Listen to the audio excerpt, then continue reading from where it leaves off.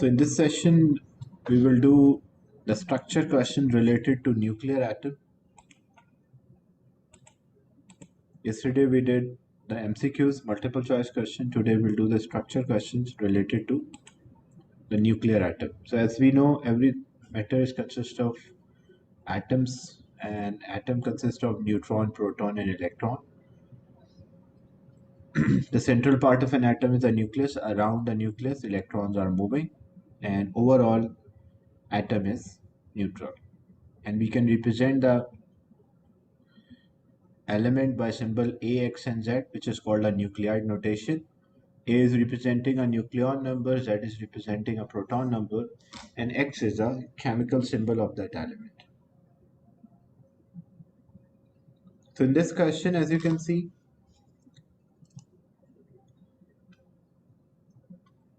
the chemical symbol of the element lithium is Li. So they mentioned that lithium is Li. The proton number of the lithium is 3. So figure 9.1 represents a nucleus of a radioactive isotope of lithium that is about to decay, because radioactive isotopes, as they are not stable, they will decay, emit out radiation. Write down using a nuclide notation a symbol that represents this isotope. So first thing, as we know, when we represent any nuclide, the symbol is A, X, Z, or X. A is representing a nucleon number. Nucleon number is a sum of neutron and protons. So how many neutrons are there? As they already mentioned, there are 3 protons. So basically the shaded part are representing the protons. So this is proton, proton, proton. And the circles, the unshaded part, are representing the neutron. So what is A here? A is the sum of neutron and proton. So according to this figure, how many neutrons are given? 1, 2, 3, 4, 5. So 5 neutrons are there, and how many protons are there? 1. This is proton, proton, and proton. So 3 protons. So 5 plus 3, 8. So when we represent in terms of nuclide notation, the X is a symbol of the nuclide. So Li, where A is equals to 8, the sum of neutron and proton, and Z is equals to number of the proton, as they already mentioned, it is 3. So it will be equal to 3. So the symbol will be 8Li3.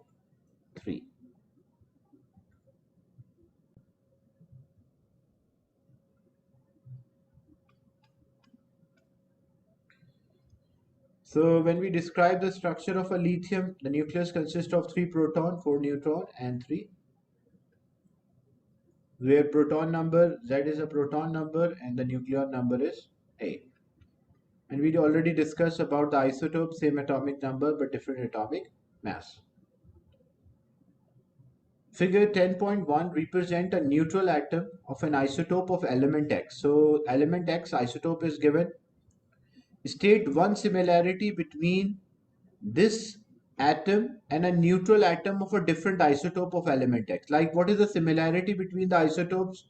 How the isotopes are similar to each other? So we can say they will have the same number of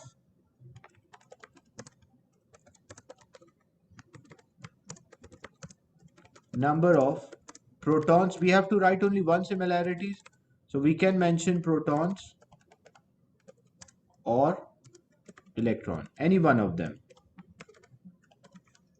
So when isotope, that's a common thing for all the isotopes. They will have the same number of proton and electron, but they will have different number of neutrons. Next, an iodine isotope is there, which is 131 and 53. It decay by emitting beta. An isotope of xenon is formed. Emission is there because the radioactive isotope can emit out radiation such as alpha, beta, and gamma.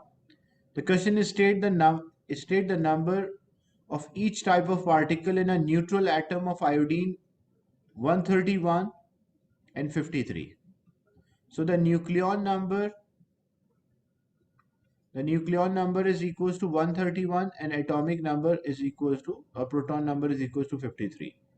So if you want to find the number of the proton is given by Z.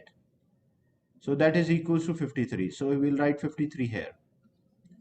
To get the number of the neutrons, that is A minus Z, the nucleon number, which is 131, minus the proton number, which is 53. So 131 minus 53, when we subtract, we'll get 78 neutron. And about the electron, because it's a neutral atom, the neutral atom will have equal number of proton and electron.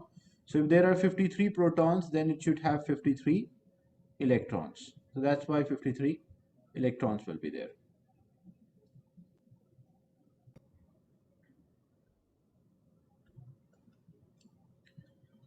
Then another question, the isotope of hydrogen 1 has a proton number 1 and a nucleon number 1.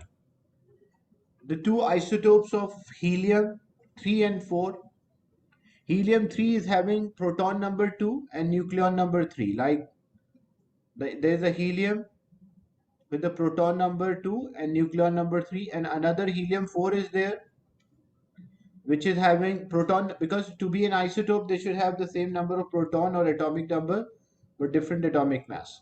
Complete table 11.1 for a neutral atom of these isotopes. So number of the neutrons. So how we'll get the number of the neutron? That is, we'll subtract. So this will be 3 minus,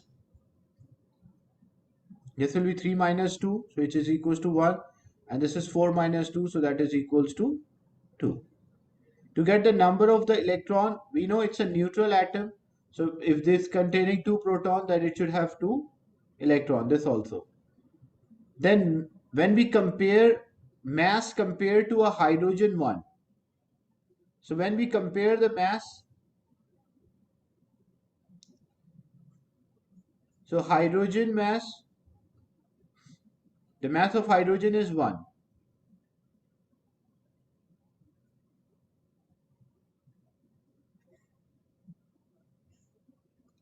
And what is the mass of the helium isotope, first of the isotope, that is 3. So compared to hydrogen, like the mass compared to a neutral atom of a hydrogen, so that is equals to 3 times. And for the other one, when we compare the mass, this is the nucleon number or the mass number. So hydrogen is 1, but this is 4. So what is the mass compared to hydrogen? So that is equals to 4 times. So this is 4 times and this one is 3 times, because 3 multiplied by mass of hydrogen will get helium 3, and 4 multiplied by mass of hydrogen will get helium 4.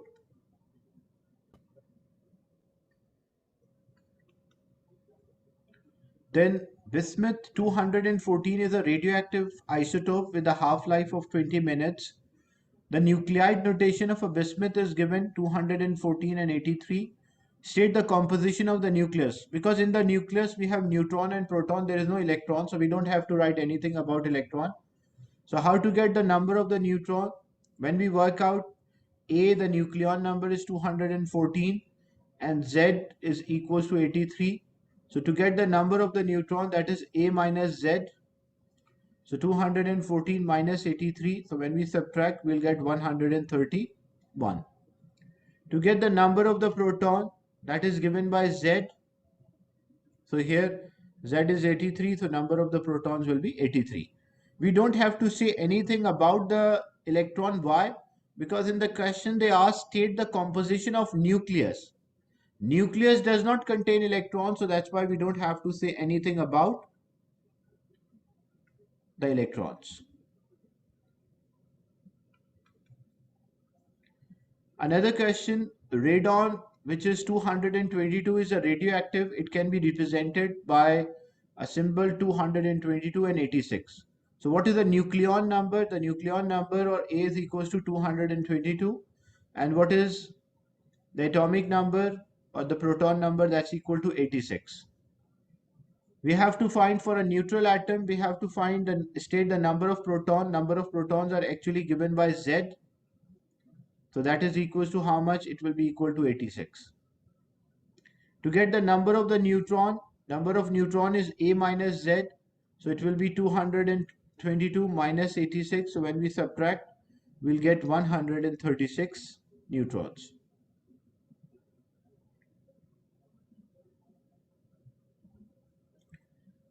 And to find the electron, because it's a neutral, as I already mentioned, neutral atom. So to be neutral atom, the number of the proton and electron should be equal. That's why we'll write 86 directly.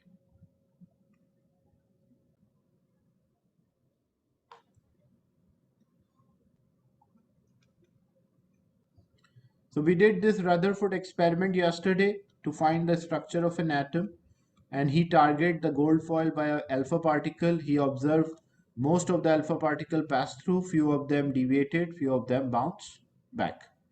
And these are the observations, like observation and conclusion we already discussed. Today we'll do the structure questions. So the arrow in the figure 11.1 shows the path of three alpha particles moving toward the gold nuclei in a thin foil. On figure 11.1, complete the path of 3 alpha. Look, the first one is moving directly towards. So if it is moving directly towards, what will happen? It will bounce back. The second one is moving closer to the nucleus. So if it is moving closer to the nucleus, it will repel, because there is a repulsion, like charges repel each other, so it will deviate. And the third one, the bottom one, it is moving far from the nucleus, so it will pass straight. So one will deviate, one will change its direction, one will bounce back, and another one will pass straight.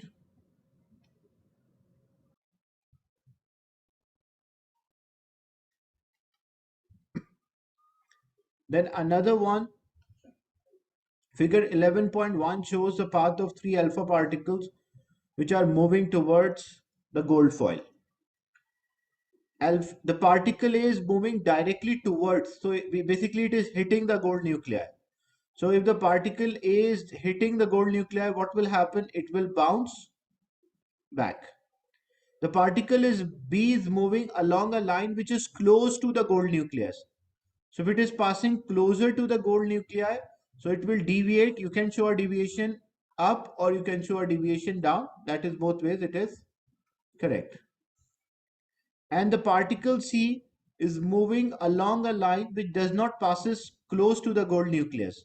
Like the alpha particle C is not closer to the gold nuclei. So if the particle is not closer to the gold nuclei, as a result, what will happen? It will pass straight. So one will bounce back, one will deviate, another one will pass straight. So on figure 11.1, complete the path we already did. Then state how the result of such experiment using a large number of alpha particle provide evidence of existence of a nuclei. So how we know that there is a nucleus present from this experiment? So basically what you have to do, you have to write the conclusion, the observation and the conclusion of the Rutherford experiment. So what were the observation?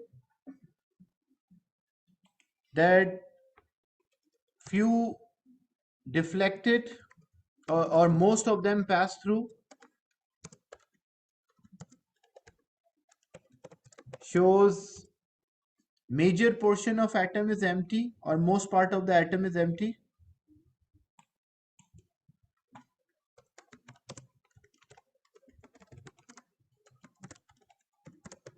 Or you can also say,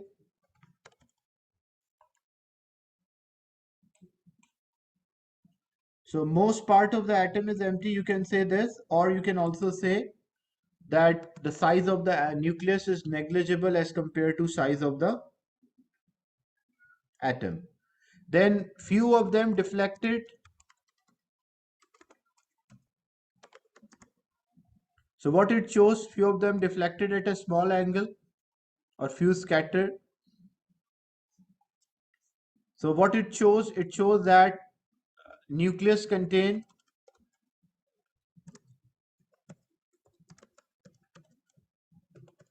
charge. There is a charge on the nucleus, that's why few of them deflected.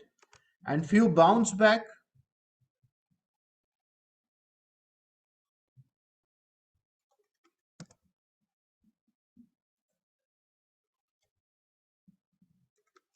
or few of them are reflected, or you can say scattered, shows mass is present inside the nucleus. So these are the observations and the conclusion of the Rutherford experiment.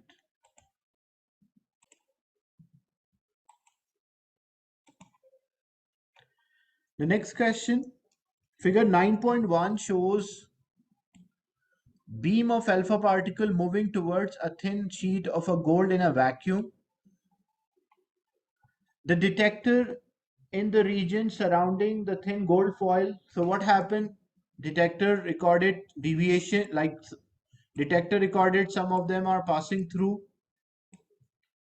few of them deviated, and few of them bounce back. So the detector in the region surrounding the thin gold sheet detects an alpha particle and determines the number of particles that travel in the various directions. State and explain what can be deduced from the following observations. So what we can say about this following observation, majority of the alpha particle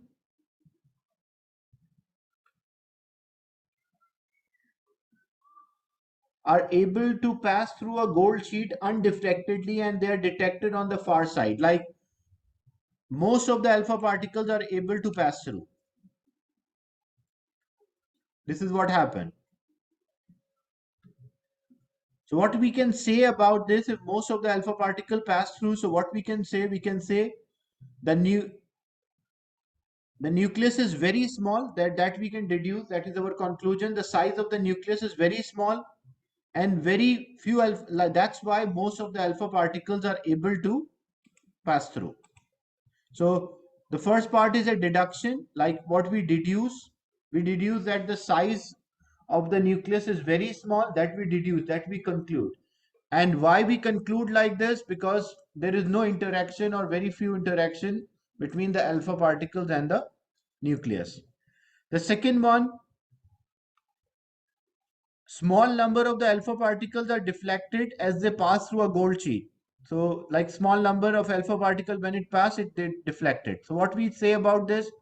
We say nucleus is a charge and alpha particle experience a force. That's why they are changing the path. And the third one, a very small amount of alpha particle are deflected through a large angle, like they bounce back or deflected through a large angle. So what it shows mass is present in the center, or alpha particle hit the nucleus. That's why they changes the direction. So we have to write these answers. So what we deduce from the first one, the majority of the alpha particles are able to pass through the gold sheet. So what we say the nucleus is very small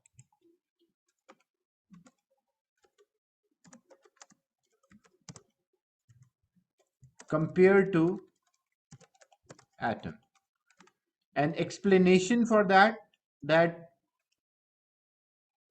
alpha particles does not interact with nucleus, like it does not interact with the nucleus and went straight, does not change the direction. So it shows that most part of the atom is empty. Then the second one, a small number of alpha particles are deflected. Like why this happened? So why this happens? Small number of alpha particles are, it shows that the nucleus is charged.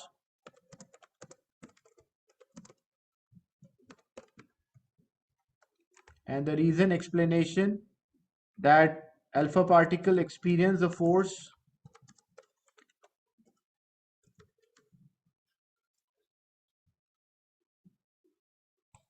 so these alpha particles repelled by the nucleus.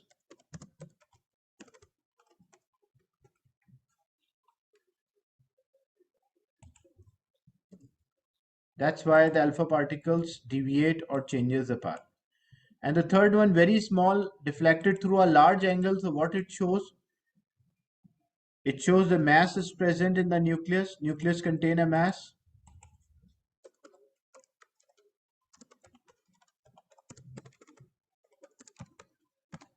And the alpha particles hit the nucleus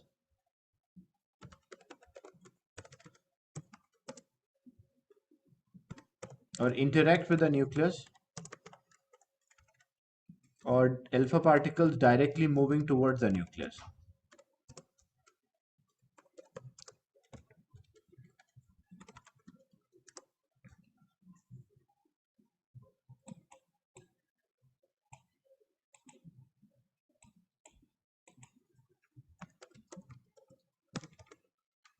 So that's why these alpha particles are able to bounce back. So why they pass straight? Because major portion of the atom is empty. That's why they pass straight. Why they change the direction? Because they experience a repulsion. And why they bounce back? Because they collide or hit the nucleus of an atom. So these were the questions related to nuclear atom.